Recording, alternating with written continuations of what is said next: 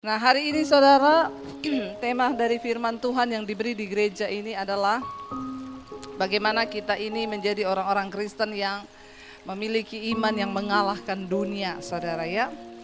Jadi ayat firman Tuhannya terambil dari 1 Yohanes pasal yang kelima ayat yang keempat.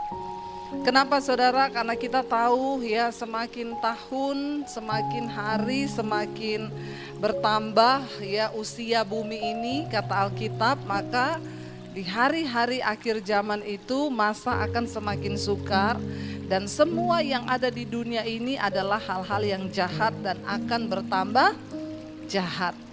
Ya, dan itu akan terjadi, makanya kita nggak bisa mengubah dunia ini menjadi semakin baik karena Alkitab berkata memang akan semakin jahat.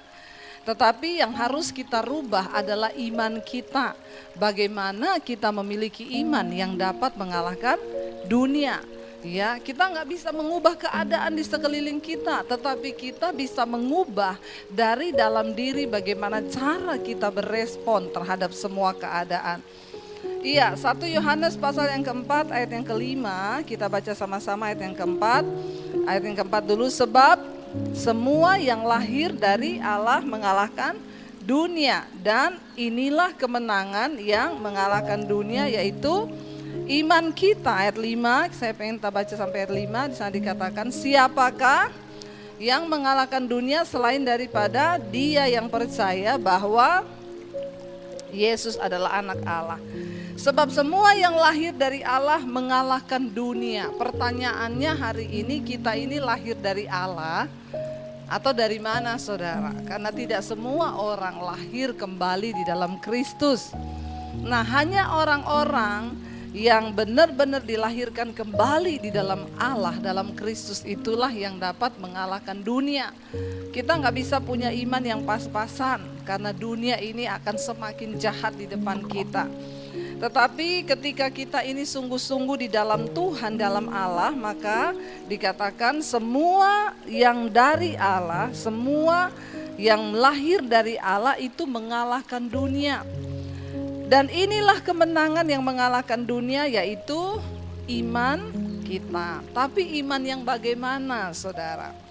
Semua orang mengaku punya iman, tapi hanya sedikit orang yang berhasil benar-benar ya dengan iman itu keluar sebagai pemenang di hari-hari ini. Alkitab berkata iman tanpa perbuatan adalah mati. Engkau percaya hanya ada satu Allah saja, itu baik, tapi setan juga percaya akan hal itu dan setan gemetar. Ya, berulang kali saya menyampaikan, kalau level iman kita cuma sampai dipercaya, berarti kita satu level sama siapa? Sama setan. Karena Alkitab bilang engkau percaya hanya ada satu Allah, itu baik. Dan setan juga percaya akan hal itu. Ya, jadi kalau kita cuma sampai dipercaya aja kepada Tuhan, iman kita iman percaya toh, maka kita sama setan satu level imannya. Ya, maaf, saya harus beritahu kepada kita, apa yang membedakan kita sama setan? Setan percaya, kita percaya, tapi yang membedakan kita sama setan, kita melakukan firman. Setan tidak akan pernah mungkin melakukan firman. Jadi kalau saudara ingin level imannya lebih tinggi dari setan, maka tidak ada pilihan lain. Jangan cuma percaya kepada Tuhan, tapi jadilah pelaku-pelaku firman Tuhan, supaya nggak satu level sama setan. Jadi orang Kristen hari-hari ini tidak mudah lagi dirasuki setan. Kenapa banyak orang dirasuk setan? Karena satu level sama. Siapa yang mau tahun ini imannya lebih tinggi dari setan, ya? Jangan sampai menyepelekan setan. Kenapa? Setan itu juga punya kuasa loh. Karena memang pada awalnya setan itu adalah malaikat yang kemudian dibuang karena memberontak. Jadi dia punya dari sana itu kuasa. Tapi karena dia gelap, ya jadinya kuasanya gelap. Nah, kalau kita cuma percaya sama Tuhan, enggak melakukan firman, maka kita tanpa kuasa. Bagaimana iman kita menjadi iman yang berkuasa mengalahkan dunia ini? Ya kita harus jadi pelaku firman. Supaya kita bisa menantang setan, bahkan mengalahkan setan, kata firman Tuhan. Karena firman Tuhan itu memiliki kuasa yang luar biasa. Jangan cuma jadi pendengar, tapi jadi pelaku firman. Ayat ini berkata saudara, sebab semua yang lahir dari Allah akan mengalahkan dunia. Kenapa dunia harus dikalahkan, pertanyaannya? Kenapa sih Bu kita ini tinggal di dunia, kita mau kalahkan dunia ngapain? Ya kita tahu bersama semua yang ada di dalam dunia ini adalah kegelapan, adalah kejahatan. Jadi saya mau cerita, pertama kali ketika Lucifer memberontak dari sorga, dia malaikat pemimpin pujian. Alkitab berkata akhirnya Lucifer dibuang kemana saudara? Ya, dilempar kemana sama Tuhan ketika dia berbuat dosa, dibuang ke bumi. Waktu itu bumi masih kosong. Lalu Tuhan menciptakan manusia serupa dan segambar dengan Allah. Lalu manusia juga ngikut setan, memberontak terhadap Tuhan, pengen jadi sama seperti Tuhan. Tanpa kita sadari seringkali dalam hidup ini kita pun juga berlaku sama, pengen jadi sama kayak Tuhan. Semua hidupnya mau diatur sendiri, itu artinya pengen menyamai Tuhan. Kita harus mengakui bahwa Tuhan, saya tidak mampu apa-apa di hidup ini tanpa anugerah-Mu. Bahkan bernafas pun saya itu hanya kasih karunia Tuhan. Jangan jadi sama seperti setan yang ingin menyamai Allah. Semua dia pegang kendali. Pokoknya Tuhan, uangku ini aku yang pegang kendali. Tuhan gak usah ikut-ikut campur dengan uangku. Nanti kalau sudah kebelenyoan, ya udah gak punya duit, baru datang sama Tuhan. Tuhan berkati dong keuanganku. Malaikat bilang pret. Ya, mari kita jadi orang Kristen yang mulai belajar menyerahkan semuanya ke dalam tangan Tuhan. Jangan jadi sama seperti setan yang pengen jadi sama seperti Allah. Lalu akhirnya manusia memberontak di hadapan Tuhan, berbuat dosa, dan Alkitab berkata akhirnya manusia dibuang kemana? Dari Taman Eden manusia dibuang ke bumi. Jadi kita sama setan itu di dunia ini satu nusa kambangan. Supaya saudara tahu kenapa kita harus bisa mengalahkan dunia ini. Karena sesungguhnya tempat kita bukan di dunia ini. Ya, tempat kita itu harusnya berada dekat dengan Tuhan di Taman Eden. Akibat pemberontakan manusia, akhirnya dia dibuang. Setan duluan dibuang ke sini, lalu manusia menyusul. Jadi yang lebih pintar siapa di dunia ini? Setan. Dan Yesus berkata, dunia dan segala isinya itu telah diserahkan kepada dalam tangan si jahat. Kenapa kita harus mengalahkan dunia? Pertanyaannya ayat ini berkata, semua yang lahir dari Allah mengalahkan dunia. Dan inilah kemenangan yang mengalahkan dunia, yaitu iman kita. Kenapa sih Bu dunia itu harus dikalahkan? Karena semua yang ada dalam dunia ini jahat.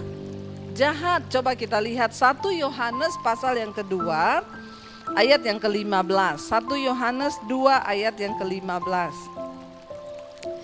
Baca sama-sama 1, 2, 3 saudara. Janganlah kamu mengasihi dunia dan apa yang ada di dalamnya. Jikalau orang mengasihi dunia, maka kasih akan Bapa tidak ada di dalam orang itu. Ngeri gak saudara? Kita harus tahu dulu ya, kenapa kita harus kalahkan dunia? Karena Alkitab berkata kalau kamu tidak mengalahkan dunia, kamu mengasihi dunia, maka sudah pasti kasih akan Bapa tidak ada di dalam diri kita. Dunia selalu bertentangan dengan Tuhan. Kenapa kita harus mengalahkan dunia ini? Janganlah kamu mengasihi dunia dan apa yang ada di dalamnya. Karena dunia ini jahat dan di dalamnya itu semua adalah yang jahat. Ya, maka dari itu dikatakan jikalau orang mengasihi dunia, maka kasih akan Bapa tidak ada di dalam orang itu. Ngeri saudara, orang yang mengasihi dunia tidak mungkin berkenan kepada Tuhan. Lalu apa sih Bu? Kenapa sih dunia dikatakan jahat? Yuk kita sambung ayat yang berikutnya, ayat yang ke-16 ya. Ayat yang ke-16 baca sama-sama 1, 2, 3. Sebab semua yang ada di dalam dunia yaitu keinginan daging dan keinginan mata serta keangkuhan hidup bukanlah berasal dari Bapa melainkan dari, karena ternyata yang ada di dunia ini semua hal-hal yang bukan berasal dari Bapa, karena dunia ini pembuangan. Ya, nusa kambangan tadi, setan dibuang di nusa kambangannya di dunia sini, kita juga dibuang di sini. Jadi kita hidup satu nusa kambangan sama setan. Makanya supaya kita tidak terseret oleh pekerjaan setan di dunia ini, tidak ada pilihan lain. Iman kita harus kuat dan hidup. Ya, kalau enggak terseret semua saudara.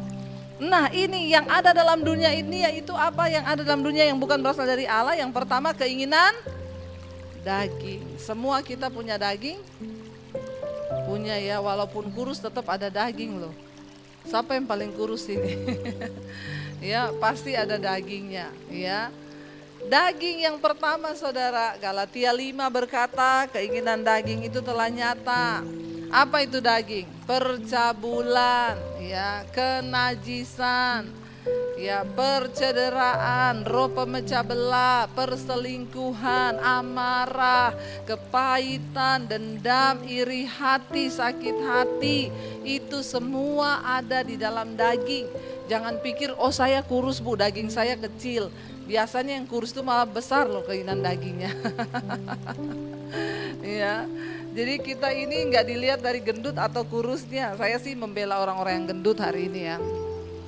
Apalagi setelah tahun baru dan Natalan ini pasti pada naik semua ini timbangannya ya. Tapi enggak apa-apalah ya, gendut kurus yang penting berkenan sama Tuhan. Amin. Ya dikatakan di sana ini perbuatan daging itu telah nyata. Yang pertama yaitu percabulan, kecemaran, hawa nafsu, apalagi di sana dikatakan ya penyembahan berhala. Lalu apa? Sihir, perseteruan, perselisihan itu daging. Jadi jangan banyak-banyak berselisih ya. Iri hati itu daging, amarah, kepentingan diri sendiri, percederaan, roh pemecah. Jangan ada yang membawa roh pemecah belah di sini. Lalu kedengkian, ini daging, apalagi kemabukan, apalagi pesta pora dan sebagainya. Terhadap semuanya itu, kuperingatkan kamu seperti yang telah kubuat dahulu, kata Rasul Paulus di sini. Firman Tuhan bilang bahwa barang siapa melakukan hal-hal yang demikian, ia tidak mendapat bagian dalam kerajaan Allah. Jadi saudara tahu kenapa kita harus punya iman yang hidup untuk mengalahkan dunia? Karena yang ada di dalam dunia ini bukan yang dari Tuhan. Yang pertama keinginan daging. Ini daging loh, kita udah baca tadi tuh, ini bukan setan. Yang saudara baca dari awal tadi, percabulan, kenajisan, hawa nafsu, amarah, kebencian, itu bukan setan, itu daging. Jadi kalau ada orang selingkuh, hidup dalam kenajisan, jangan cepat-cepat salahin setan. Karena ini daging. Dan ini yang ada di dalam dunia. Ya, makanya kita harus punya iman yang kuat untuk mengalahkan ini. Lalu yang kedua, kita balik ke 1 Yohanes 2 tadi ayat yang ke-16. Yang kedua yang ada dalam dunia ini dikatakan adalah keinginan mata. Yang kedua keinginan mata. Jadi mata ini ternyata punya keinginan. Ya, mata saudara punya keinginan enggak? Wah, ingin terus Bu, lihat itu pengen, lihat itu pengen, lihat bajunya orang keren ya beli lihat itu wah keren ya beli Hati-hati sama keinginan mata. Sering kali kita tidak menyadari bahwa hal-hal ini dapat memperbudak kita ya, dan membuat kita tidak berkenan pada Tuhan. Keinginan mata kalau itu selama masih bisa ya silakan, tetapi jangan kebangetan. Ada orang yang beli tas setiap seminggu tuh beli tas satu, beli tas lagi, beli tas lagi, beli tas lagi. Enggak pernah puas saudara. Beli baju, beli baju, beli baju. Ya mari kita mengendalikan diri kita. Hati-hati dengan yang namanya keinginan mata. Yesus berkata, mata adalah pelita tubuh. Jika matamu gelap, maka gelap seluruh hidupmu. Tetapi jika matamu baik, engkau memandang perkara-perkara surgawi, perkara-perkara ilahi yang engkau pandang, maka teranglah seluruh hidupmu. Jangan buat matamu gelap saudara, makanya ada istilahnya iya mata gelap bu. Ya selalu pengen, lihat orang begini pengen, lihat orang begitu pengen. Kita perlu berdoa saudara, supaya kita menekan semua yang ada di dalam daging kita ini. Ya, nih ya Lukas 11 ya dikatakan matamu adalah pelita tubuhmu. Jika matamu baik, teranglah seluruh tubuhmu. Tetapi jika matamu jahat, maka gelaplah seluruh tubuhmu. Ya, bicara tentang gelap tubuh di sini bukan kulit hitam atau kulit putih. Jangan pikir oh saya putih aman nih, terang tubuh saya. Ya, ini di mata di pandangannya Tuhan. Kalau kita matanya gelap, matanya jahat, memandang dunia ini tidak sesuai cara pandang Tuhan, maka semuanya itu juga akan menjadi gelap. Kenapa ada orang rela jadi simpenan? Ya, jadi pelakor. Kenapa ada orang-orang rela melakukan kejahatan demi dapatkan uang dan lain sebagainya? Karena matanya gelap. Dia berpikir bahwa ketika dia memiliki sesuatu di dunia ini, wah orang akan berkata, wow dia hebat. Dia lupa saudara bahwa ya, kenapa banyak orang Kristen masuk dalam masalah keuangan, terlilit utang kanan kiri, karena tidak bisa jaga mata. Di tahun yang baru ini mari kita ngurang-ngurangi beban hidup. Ya ingat bagaimana caranya, nggak usah kebanyakan gaya, amin. Karena hukum fisika berkata tekanan itu berbanding lurus dengan gaya. Berarti semakin banyak gayamu, semakin banyak tekanan hidupmu. Jadi bagaimana mengurangi tekanan? Kurangi bilang kanan kirimu, kurangi gaya. Jangan terlalu bergaya. Biar tidak banyak tekanan gitu ya. Kenapa? Karena orang gak bisa menguasai pandangan matanya, ya, sehingga dia mengikuti apa yang matanya pengen dan terjebak di dalam. Kita berdoa saudara. Saya beriman tahun ini menjadi tahun kemenangan bagi kita. Kita menang atas dosa, itu duluan nomor 1. Karena kita tidak mungkin diberkati kalau masih hidup di dalam dosa. Nomor 1 bertobat, menang atas dosa. Perkatakan Tuhan tahun ini saya mau menang terhadap dosa saya. Yang masih terikat dengan film porno, yang masih terikat dengan kenajisan percabulan, yang masih terikat dengan amarah, kebencian, kepahitan. Bilang tahun ini Tuhan, aku mau menang terhadap dosa. Aku mau menang terhadap karakter, tabiat-tabiat burukku Tuhan. Setelah engkau menang terhadap semua yang buruk, maka engkau akan masuk ke level berikutnya, menang terhadap keuangan. Siapa yang mau menang terhadap keuangan tahun ini? Ya, enggak utang terus Tuhan. Ya masa tiap hari deg-degan gara-gara jatuh tempo. Ya berdoa saudara, Tuhan sanggup. Jangan tanya bagaimana caranya Bu, hidup dengan pengharapan di dalam Kristus. Saya kemarin ketemu seorang ibu, diajak kita makan bersama. Lalu dia cerita kepada saya, Bu saya ini pendengar mesbah doa dari awal di Maret yang lalu. Ketika pandemi dimulai Bu, saya itu bertubi-tubi berat ya, karena dia di bidang properti, anaknya juga bergerak di bidang properti, semuanya mogok, bukan cuma nggak ada pemasukan Bu, terlilit hutang. Anak-anak saya utang banyak Bu, sampai dia bilang saya berdoa kepada Tuhan, Tuhan ambil nyawa saya pengen mati aja supaya selesai semua urusan. Lalu tiba-tiba dia bilang, dia mendengar satu suara yang bilang, kok egois banget, pengen mati, lari dari masalah. Terus anak-anakmu bagaimana mereka menjalani hidup dengan lilitan hutang? Lalu dia bilang, saya berdoa Bu, saya bersyukur di awal pandemi itu saya menemukan channel Ibu, Mesbah Doa, dan saya setiap malam berdoa. Saya berharap lalu iman saya bangkit Bu, saya berdoa, tiba-tiba bos saya yang lama nelpon saya, dia bilang, kamu pandemi gini ngapain, gak kerja? Iya gak kerja bos, udah ikut saya lagi jualan. Dia cuma berpikir, jualan di tengah badai masa pandemi begini, mana ada yang mau laku. Tetapi dia melangkah dengan iman, dia percaya bahwa itu Tuhan yang kirim. Lalu dia lakukan saudara apa yang di depannya dipercayakan sama bosnya untuk jualan lagi. Dia bilang, Ibu Debbie, kita punya Tuhan yang terlalu hebat dan dahsyat. Dari seorang yang tadinya sudah pengen mati, Ibu tahu Bu, penjualan saya omset di tengah masa pandemi 1 bulan berapa? Ratusan miliar. Bukan ratusan juta, ratusan miliar Bu. Dan saya belum pernah menjual dengan omset yang segede itu dulu ketika belum pandemi, enggak pernah. Tetapi justru di tengah pandemi Tuhan menyatakan kebesarannya. Saudara, engkau percaya enggak engkau punya Tuhan yang hidup? Keadaan di sekelilingmu bisa berubah, tetapi Tuhan kita enggak berubah. Karena itu berkat kita tidak ditentukan oleh keadaan di hidup kita. Sebab kita punya Tuhan yang tidak dibatasi oleh ruang dan waktu. Dia Tuhan yang sanggup bekerja selama ada iman.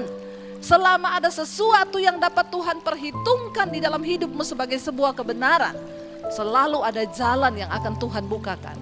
Saya bilang, wow Bu, iya Bu Debbie, saya tercengang. Apa yang Tuhan buat? Saya belum pernah jualan sebelum pandemi itu dengan omset yang ratusan miliar di tiap bulan. Tapi Tuhan nyatakan itu justru di tengah-tengah masa pandemi. Karena itu semua dia bilang, saya hanya mau ngomong itu cuma karena Tuhan. Dan dia berkata, terima kasih Bu. Terima kasih karena Mesbah Doa menjadi kekuatan bagi saya di tengah-tengah masa pandemi. Saudara, ya kita harus percaya. Mari kita memandang kepada Tuhan, melihat semua yang Tuhan buat di depan kita itu baik adanya. Hiduplah dengan pengharapan. Jangan biarkan matamu menguasai engkau sehingga engkau melihat hal-hal yang tidak benar. Lihatlah kepada Tuhan. Lalu yang ketiga tadi sana dikatakan apa yang ada di dalam dunia ini. Yang ketiga adalah keangkuhan hidup, yaitu kesombongan. Ya. Sebab yang ada dalam dunia ini dikatakan tadi 1 Yohanes 2 ayat 16 ya.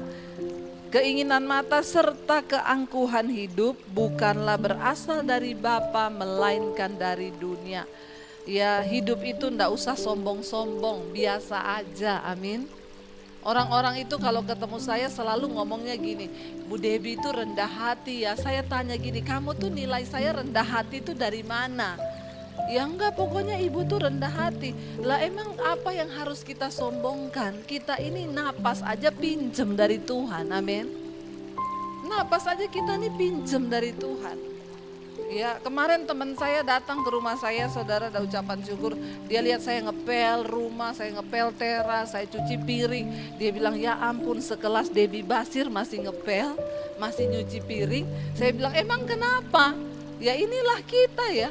Maksudnya ya emang kenapa? Saya bilang, saya dari dulu begini, gak ada yang berubah. Dia bilang, iya ya gak usah sombong-sombong ya Bu. Mau sombong apa yang mau disombongkan saudara? Yang ada dalam dunia dikatakan keangkuhan hidup, kesombongan.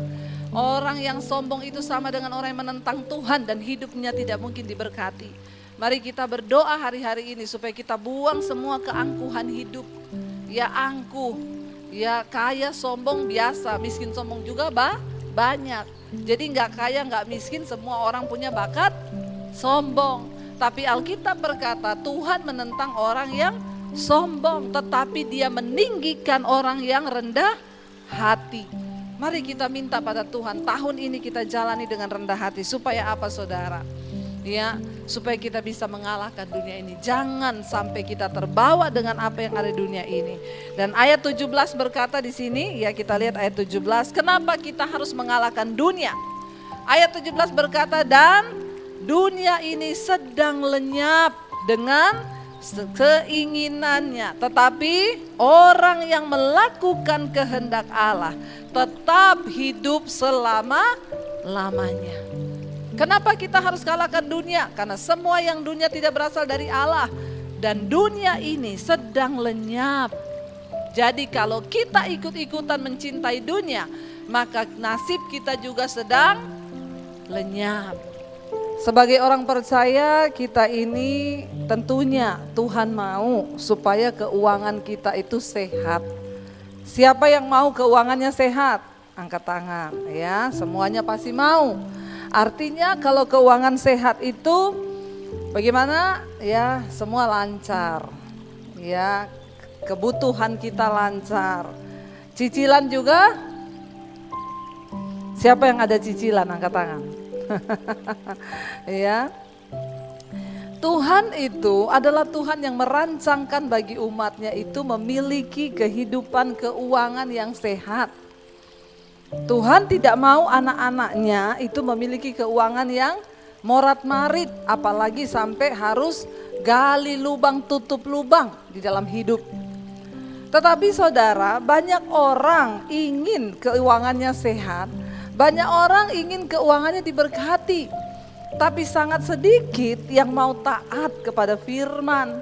Makanya kita tidak pernah melihat janji Tuhan itu terjadi di dalam hidup kita. Karena banyak orang cuma mau yang enaknya saja. Tetapi kita percaya dan kita tahu firman Tuhan itu selalu ada sebab, ada akibat. Ingat itu. Banyak orang berpikir janji Tuhan itu semesta-mesta terjadi di dalam hidup kita. Makanya saya selalu mengulang-ulang, ingat ya, kasih Tuhan itu tidak ada syarat. Waktu saudara berdosa, Dia pilih saudara dan saya untuk menjadi anaknya. Tidak ada syarat. Ketika Tuhan mengangkat seseorang, tidak ada syarat, oh kamu harus baik dulu, kamu harus ini dulu, baru diangkat dipilih jadi anaknya. No, kasih Tuhan tidak bersyarat. Ketika kita minta ampun juga hari ini, misalnya kemarin kita buat dosa, hari ini kita minta ampun, apakah ada syarat? Tuhan ngomong, oh kamu harus gini dulu, bayar itu dulu, bayar ini dulu, baru aku ampuni. No, waktu kita datang minta ampun, Tuhan berkata, dengan mulut engkau mengakui, maka Dia mengampuni segala dosa kita. Tetapi untuk bisa mengalami janji dan berkat Tuhan di dalam hidup kita, ada syarat yang harus kita lakukan. Amin. Janji Tuhan itu bersyarat. Karena itu Alkitab berkata, kalau kamu begini maka akan begini. Kalau kamu begini maka kamu akan begini. Ya, firman Tuhan itu selalu begitu. Jika engkau sungguh-sungguh memperhatikan firman-Ku, maka perjalananmu di dunia ini berhasil dan beruntung. Ya, firman Tuhan berkata, jika kebenaran menjadi barisan depanmu, maka kemuliaan akan mengikutimu. Selalu janji Tuhan itu sebab akibat. Itulah yang dikatakan hukum tabur tuai. Nah, hari ini saudara, firman Tuhan dengan tema bulanan di gereja ini ya adalah keuangan yang sehat, dan subtemanya hari ini adalah tentang persembahan persepuluhan. Banyak yang tidak suka mendengar firman ini. Ya aduh, kalau udah ngomong persepuluhan ini ngomong duit lagi. Tapi saya harus ngomong soal kebenaran karena saya tidak mencari keuntungan dari perpuluhan. Kenapa kita harus taat kepada firman? Untuk kebaikan kita. Kalau mau lihat diberkati, maka tadi ada sebab, ada akibat. Banyak yang datang bertanya kepada saya, Bu, ya masa saya harus kasih 10%, gaji saya ini enggak cukup loh. Saya mau tanya saudara, manusia itu ada cukupnya enggak? Waktu gaji 5 juta cukup? Enggak. Nanti gajinya naik 10 juta cukup? Naik 15 juta cukup? Nah, jadi 20 juta cukup? Pret. Ya, itulah namanya manusia. Terus kalau kita tunggu cukupnya, kapan kita nabur? Ayo. Saya tanya kepada saudara. Cukup menurut ukuran kita Banyak orang yang bilang, Bu nanti kalau sudah cukup baru saya menabur, sekarang saya belum cukup. Saya bilang takaran cukupmu itu seberapa?